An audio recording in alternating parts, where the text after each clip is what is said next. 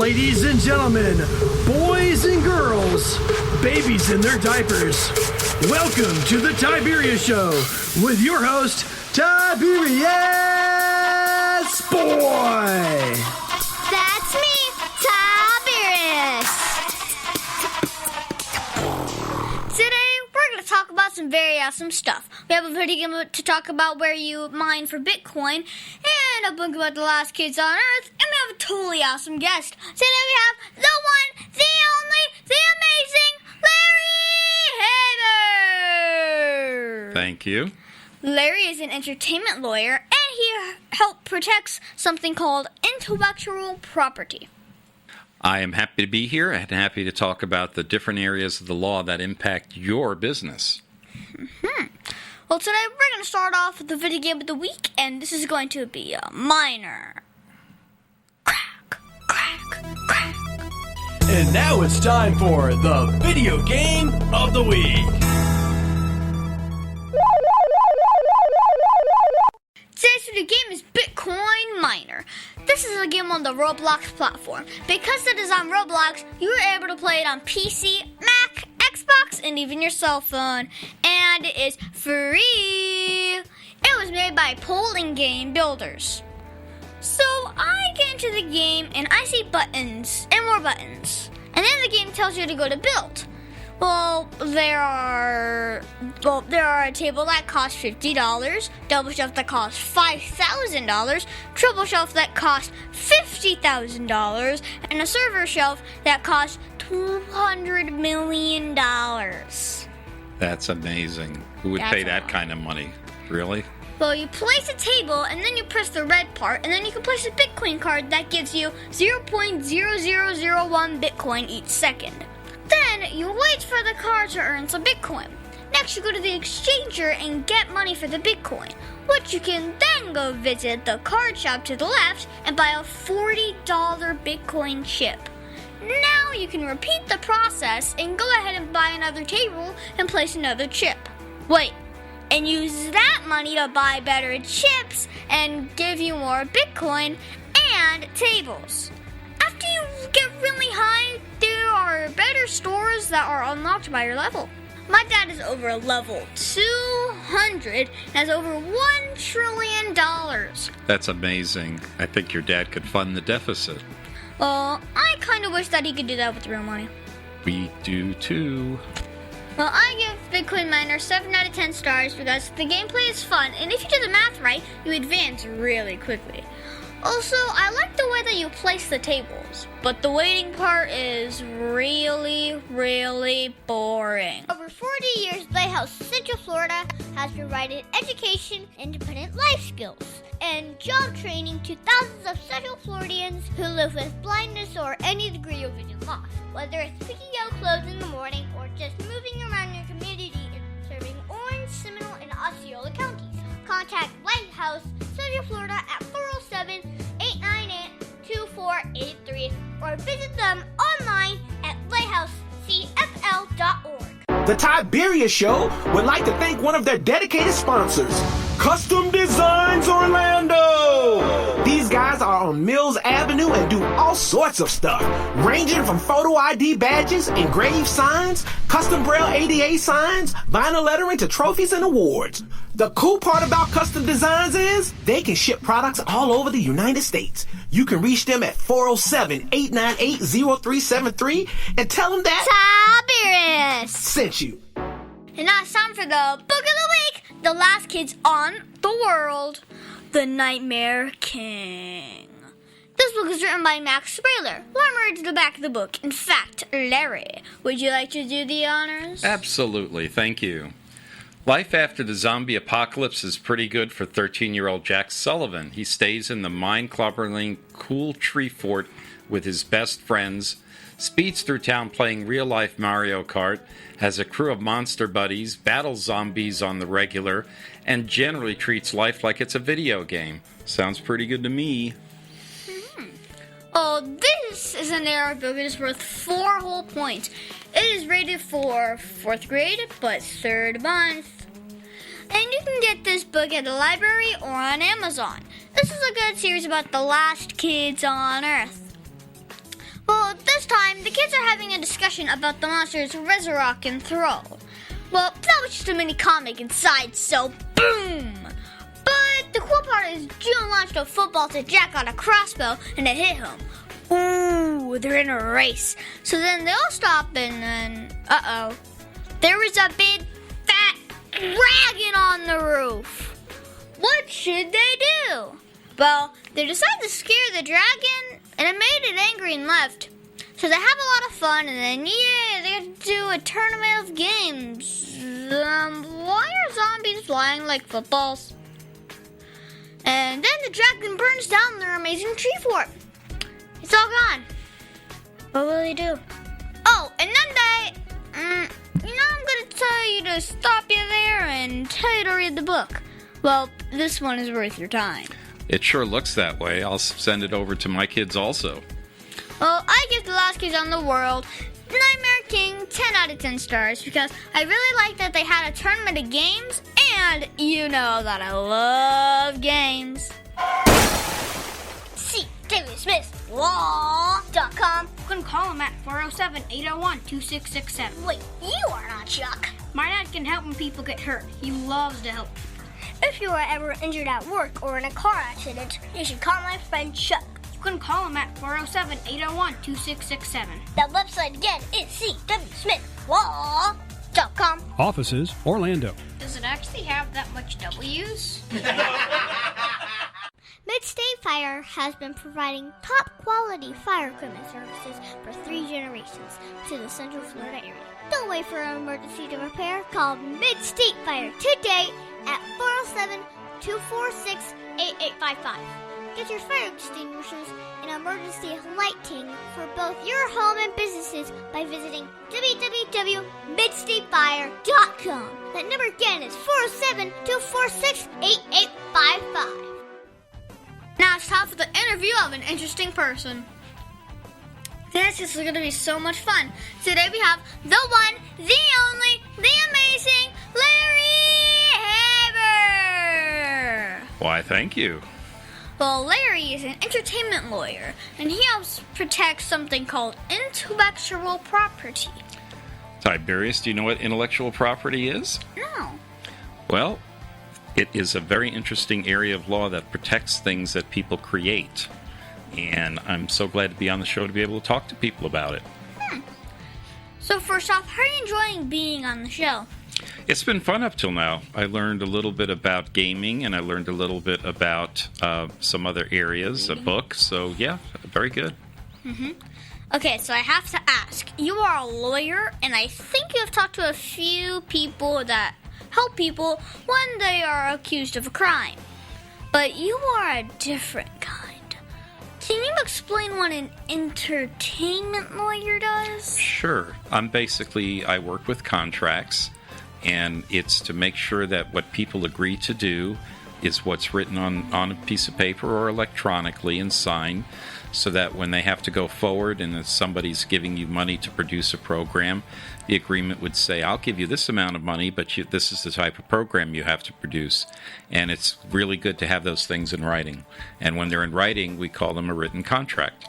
Okay, well, why do people need contracts?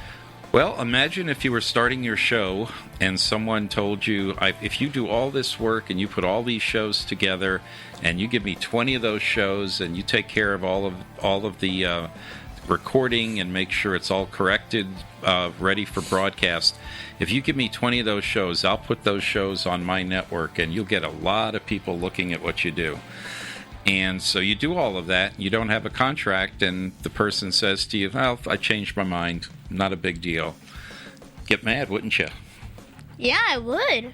Well, you can actually have a contract by that person making a promise to you orally, but you're much better off to have a contract in writing. And if the contract in writing said, if you delivered these shows, then they will put it on the air or broadcast or stream or whatever the thing they're going to do with it, then they have an obligation to do that. They signed a written contract. So for most things that are in the entertainment world, it's basically a contract that says, you pay me this amount, and I will do this for you. And that could be a director, it could be an actor, it could be a production assistant on the set. Okay. Well, do you think being an entertainment lawyer is more fun than a criminal lawyer? I would say an entertainment lawyer is more fun than being any other kind of lawyer, so that's an easy one. We have a lot of fun working with people that work in this industry, and they could be actors, they could be directors, they could be very creative people that are trying to come up with a new type of game or a new type of way of approaching people in a TV show, and then somebody will get noticed, and maybe you can make a big deal with a network or cable like Netflix. So it is a lot of fun working in this area. Okay, so my listeners can understand. Mm-hmm. What exactly is intellectual property? Okay. When you create your show, what's the name of your show? The Tiberius Show. And what if you wanted to tell someone else that that's your name if they wanted to use it and they couldn't because you would think that they would make you look bad or just steal some of what you've created already in people wanting to watch you? Wouldn't you protect the Tiberius Show as a name? Yes. Okay, and that's intellectual property when you've created it. The show itself is intellectual property. Anything that you create that's not like a keyboard or something hard, if you create it and has a name to it or has a specific usage, that's going to be intellectual property. And if you create it, you're going to want to protect it. Wow. Well, why do people need to protect it? Well, let's say you and your family spent a lot of money promoting the Tiberius Show, and you're just about ready to have the first 10,000 hit the 10,000 mark or whatever number you're looking for. And somebody else, let's say they're in Los Angeles, comes out and says, "I'm the Tiberius Show." And they siphon off some of the people that they were expecting to see you. And not only that, but they have a really lousy show, so they go online and blast it and say Tiberius Show is junk and don't watch it and don't do anything. So the intellectual property you're trying to protect at that point is, in this case, the name of your show. If somebody else says the Tiberius Show, then you wouldn't like that. So you're going to have, if you learn of somebody doing that, you're going to want to have a lawyer protect your name and your right to use the Tiberius Show, and so that nobody else does. Just like another show that's shot in this studio, Uber Discourse, it's the same thing. We've created a name for a show, and if somebody else started to use it, as a lawyer, I would send a letter asking them to stop using it. Okay. Well, what is the best part about being an entertainment lawyer? All the different things you get to work on. I even get to go on radio shows. I've been on TV shows. I work with a client that I'll have you look up sometime, and maybe we'll come back and do another show, who's a time traveler. His name is John Teeter. And I've been in movies, and I'm written up in newspapers and magazines around the world about my being a lawyer protecting the intellectual property of a time traveler named John Teeter. Okay. Well, why did you decide that this was the job for you? Well, I was a lawyer doing a lot of other things, including buying businesses and all sorts of business law. And I went to work at Universal Studios and at Disney, so I learned the entertainment side of it working in-house there. And when I decided to be a lawyer in private practice again, it was the best thing for me to do was to use the knowledge I learned there to create an entertainment law practice. Mm-hmm. Well, do you need a lot of training to do this job? Yeah, you do. You really do. An entertainment lawyer needs to know all about the industry, the film, music, television, internet, gaming business. You need to know about the business. You need to know about the law, so you need to be a lawyer. And you also need to be a really good business person because all of those connect together. 4 years of college, 3 years of law school, and a whole lot of heartache working for other people because when they tell you what to do until you learn enough to do it for yourself. Okay. Well, what is the most rewarding part about your job? Helping people create things, just like you're creating what you're creating now. If you want to take this show into bigger levels and stuff, you're going to need someone like me to help you look at contracts, to help protect the name, and to make sure that nobody else takes it from you. Okay. Well, what is the hardest part about being an entertainment lawyer? Everybody is an artist in the entertainment world, and they all think they have the best idea in the world, that nobody has ever thought of that idea before, and that all they need to do is have an entertainment lawyer make it happen with all the people in Hollywood, and they will be fabulously rich. Do you know another way to save intellectual property? To save intellectual property? You can just create it and use it. When you create and use intellectual property, you start to get what are called common law rights. But the main thing you want to do if you have some very valuable intellectual property is make sure that you trademark it at the federal level with the filing at the Patent and Trademark Office. And that's a specialty that lawyers like me do. Yes, trademarking, but also copywriting. Copywriting is also very good for the actual text, for example, of a show or a story or a script or something else that you create. Well, what did you want to be when you were a kid? Did you always know that you wanted to work as an entertainment lawyer? Nope, wanted to be a baseball player or an astronaut. So in your bio it says that you work with television and programming. Right. So if my radio show went to TV, I could work with someone like you? You sure could, and you can also work with me as a radio show. I've done television programming, but I've also sold radio programming for clients and done contracts for those as well. Okay. Well, what do I need to do to have an entertainment lawyer like you? You gotta have, what do you think? You know the answer to this one. A radio show? Well, No. money. There you go, right. Money. Lawyers, we work for money. We work generally by the hour, but sometimes we work on a project basis and give a flat fee. But unfortunately, if you're trying to do a project, the work that you need doesn't come free. So we try to be fair in what we do, but there is a charge for it. Okay, so I see that in your bio that you work with both Universal Studios and Walt Disney World. Which one was more fun? Universal was more fun, but not because of the difference between the two, but because I was one of the first people to work for Universal when they came to town. So I got to work on the whole building of the first theme park, Universal Studios Florida, and got to do the contracts and help the people that got the place open.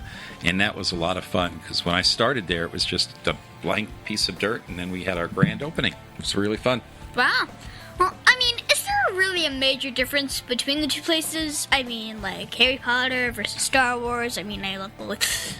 No, up until the time that Universal came, Disney was in its own league in terms of the sophistication of rides.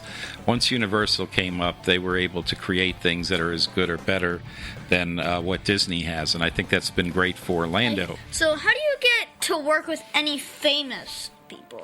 Well, I don't get to work with famous people that often because I'm local and I deal with mostly local type productions, and they're a talent and actors and actresses, but they're not famous names necessarily to you. So unless you work with folks in the bigger cities like Miami or New York, Nashville for music, or LA, you pretty much work with people that are local. But you'll hopefully be my first very famous client, okay? Okay. Well, what is your greatest achievement in life? My kids. Nothing to do with my law practice. I got two wonderful kids. Wow. How old are they? My son is 35, and he works on rockets and rocket engines and What science. you wanted to be. What I wanted to be. So it turned out really, really good that somebody in the family. Right now, he's working on the project called Project Dragonfly. It's the drone that's going to launch to Saturn's moon Titan and fly around Titan. And so he lives up in Washington, D.C. and works for John Hopkins Applied Physics Lab. And my daughter lives all the way at the other end of the country in Seattle, and it just had a grandson. She just had a baby this past year. And she does transportation planning for the whole city and a surrounding area. So she helps people get moving around in Seattle, which is a very crowded city today. Well, who helped motivate or inspire you the most in following your dreams? Oh, that's a good question. Probably my mom and dad the most. My dad passed away a long time ago. My mom is still alive, lives here in town, and she always encouraged me to do the best. That's what I've always tried to do. Well, what advice would you give my listeners if they wanted to grow up and being an entertainment lawyer? Spend some time understanding how the business of the entertainment business works. For example, if you see a movie, if it interests you, how did that get made? Who put the money up? What were the deals? If that's the kind of stuff that interests you, then you'll have a good foundation for learning about how the whole business works. And then get to a good law school and get some good training, and you can be an entertainment lawyer also. Wow. But when you're not working, what do you do for fun? I like watching movies. I like going to theme parks in our area, and I love to travel. I've been all over the world. I've even been to Antarctica, I'm going back again to Antarctica this December, so maybe I can come on the show and tell you about my trip to Antarctica after I do that at the end of the year. So get me a place I can travel to. That's probably why I wanted to be an astronaut, but I think I'm probably too old to ever imagine I could get up to space. Yeah, Jupiter, I'm hoping my son gets to do that. Pluto. Do you play video games? And if you do, what is your favorite one? No, I'm too old to play video games. Not even on your phone? I know, no, not really. When I started, there weren't video games.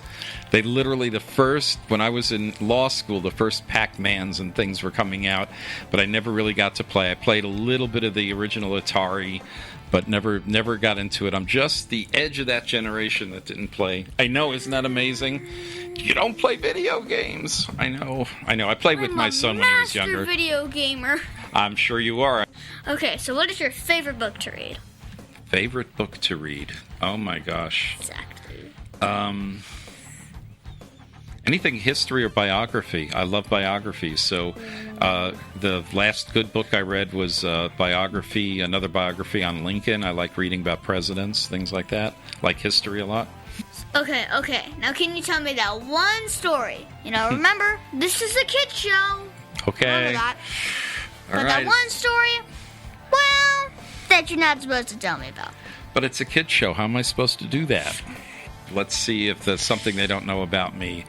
That I actually have a bad right eye, and when I see people and depth and everything, I don't have the same depth perception as everybody else. Is that why you needed glasses? No, the glasses are just regular for seeing distance, but I have what's called an amblyopic right eye. So a lot of times when people approach me and they think like, oh, you got scared or something like this, you can see me coming, I don't have the same way to perceive depth the same way. So a lot of times if somebody comes near me, I actually think they're about to hit me when they're a little farther away. And so they always say, oh, you're jumping. It's, yeah, because your hand looked like it was about to go straight into my face. That's because I have a bad right eye. Mm-hmm. How's that? Gotcha. Well, is there anything else you think my listeners should know about you? Well, I'd like for everybody to consider doing well in school and business. If that's an interest of yours, to get to a school that has a good business program. For example, if you're in the Orlando area, UCF has a great program, a good computer school also at UCF. That's where I went, and just keep going, keep taking all the classes and work that you can do to get to be the best you want to be. Well, do you have a website or Facebook for my listeners that want to follow you? Well, Facebook, they could friend me under Lawrence Haber, but also my website for my law practice is at haberlawoffice.com. Okay. Well, what is the one question that you think I forgot to ask you? You did not ask me about, am I ever going to retire? Well, are you ever going to retire? Nope. I work for myself, and I enjoy doing that and helping people, and the joke is that I'll have a cell phone on my ear when they're carrying me out of whatever office I'm in, and that's how I'll go out. That will be my retirement. Okay. Well, thank you, Larry, for being my special guest. The Tiberius Show would like to thank Boggy Creek Airboat Adventures for being one of our sponsors. I got to go on an airboat and saw a real gator. I even got to go to the gem mine and mine for some gems. We ate a steak dinner at the restaurant and even got some gator rights. If you want to have a blast with the entire family, I suggest you go to www.bcairboats.com right now. Get your tickets today. The website again is bcairboats.com. Oak Ridge Gun Range is a family-oriented shooting range that has been in business for over 30 years. They specialize in basic firearm training and offer numerous services such as consignments, gun trades, gunsmithing, and concealed weapon classes. I even got my training for gun safety at Oak Ridge Gun Range. Great customer service, and firearm safety is what they do best. So find out more at oakridgegunrange.com.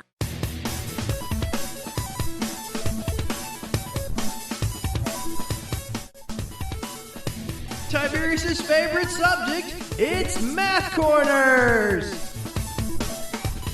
Thank you, Larry, Larry, for helping me with Math Corners. Today, we're going to talk about converting a decimal into a fraction. Okay, so there are 3 steps needed for this action. First off, you write down the decimal divided by 1. So, if you have 0.625, you would write down 0.625 over 1. Second, you would multiply the top and the bottom by 10 for every number after the decimal point. So there are 3 decimal places in 0.625. So we multiply by 1,000 over 1,000, which makes 625 over 1,000. Well, finally, you simplify or find the lowest term. So if you divide 25 over 25, you get 25 over 40. And if you divide by 5 over 5, you get 5 over 8, and that is your answer. Okay. And the answer is 5 over 8. 5 over 8. Okay, that makes sense. Oh, and remember, if there is a whole number part, put that number aside and bring it back at the end since it does not affect the fraction part of the answer. Okay, I think I'm going to go back to the way I learned it in school when I was a kid, because this is a heck of a lot more difficult for me. So Larry, do you not know all about converting a decimal into a fraction the new way? The new way? Nope. Well, how do you use math at work?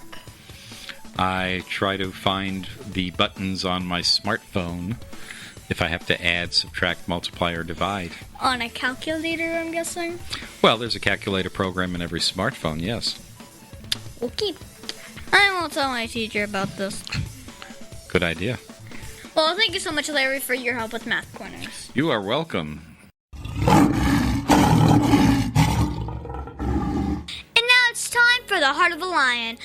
As you know, we talk about the qualities of living by the heart of a lion, which stands for leadership, integrity, obedience, and ability. This week we're going to talk about integrity. For me, I think integrity is doing what is right even when no one else is looking. Well, the qualities of integrity is honesty, sincerity, truthfulness, and fairness. So when I first started the show, I wanted to add Lion Strong and have it on the back of my business card. But I did not make it up. I learned it at school. So my dad had me talk to the headmaster of the school to see if I could have permission to use it. He thought about it and said yes. 3 weeks later, I was able to interview Dr. Farron, and we did Lion Strong together. He even made an intro for it. My dad said making sure to get permission was important because I needed to show integrity and give credit to the Christ School for coming up with the idea. Now I spread Lion Strong to thousands of people every week. So Larry, did you see or use integrity at all this week? I use it every day. I use it every hour in the people I talk to because people hire and pay me lots of money to give them advice, to help them get through a problem or to solve a question or a particular deal that they want to have put down on paper. And out of all of the different ones that are listed, integrity to me is by far the most important one. Okay. Well, of all of the Heart of the Lion virtues, which is your favorite? Integrity. Well, why? Because if you don't have integrity, the others don't matter. You have to be honest and truthful with yourself and with other people, or else none of the other stuff matters. I mean, you can't be a lion. You have to be a lion. That's true. That's true. We should always try and be lion strong in everything we do. I agree. All of these are important, but I think the one that you picked this week, for me, is the most important.